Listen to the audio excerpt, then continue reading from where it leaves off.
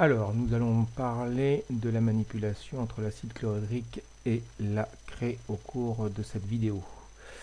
Vous allez compléter votre fiche de leçon en même temps, et si ça va trop vite, tout simplement, vous mettez la vidéo en pause pour avoir le temps de compléter, et vous relancerez la vidéo ensuite.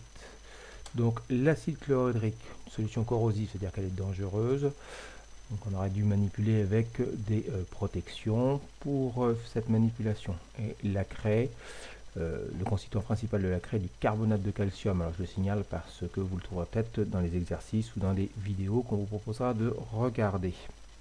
Donc vous avez vu sur la vidéo que l'on a mis de la craie dans un tube à essai, que l'on a ajouté l'acide chlorhydrique.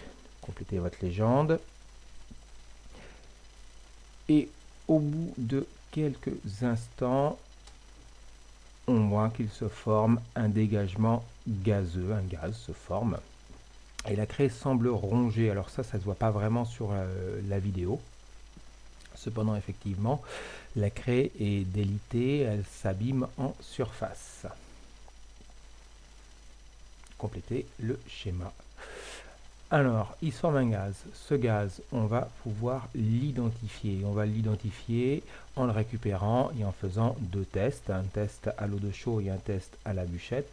Alors, la récupération du gaz se fait comme vous l'avez fait en 6e ou en 5e, ou comme nous l'avons fait en classe en 4e pour récupérer un litre d'air qui s'échappe du ballon, c'est-à-dire qu'on utilise la méthode de déplacement d'eau. Donc le schéma au début, le récipient, donc là en l'occurrence les tubes à essai dans lesquels on va récupérer le gaz sont pleins d'eau. Ils se remplissent peu à peu de gaz. On les bouche une fois qu'ils sont pleins et on teste. On teste à l'eau de chaux, elle se trouble. On teste à la bûchette, elle ne s'enflamme pas. Donc si l'eau de chaux se trouble, ça veut dire que le gaz qui a été formé est du dioxyde de carbone. Vous pouvez mettre en pause, je vous le rappelle, si ça va trop vite.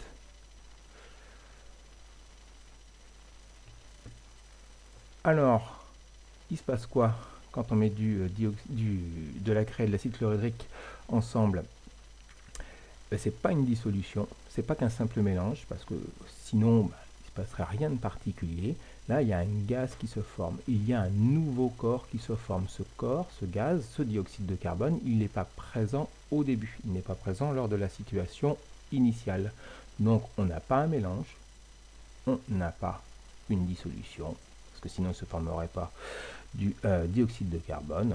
On a ce qui s'appelle une transformation chimique. Alors on va compléter les phrases ensemble.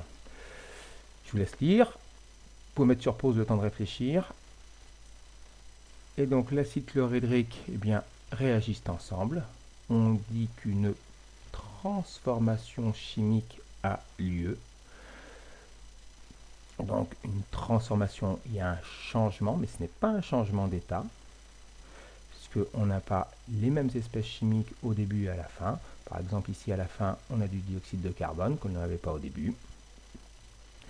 Et au cours de cette transformation chimique, on dit que l'acide chlorhydrique et la craie sont consommés, il y en a de moins en moins. Et dans un même temps, il se forme, se fabrique si vous préférez, du dioxyde de carbone.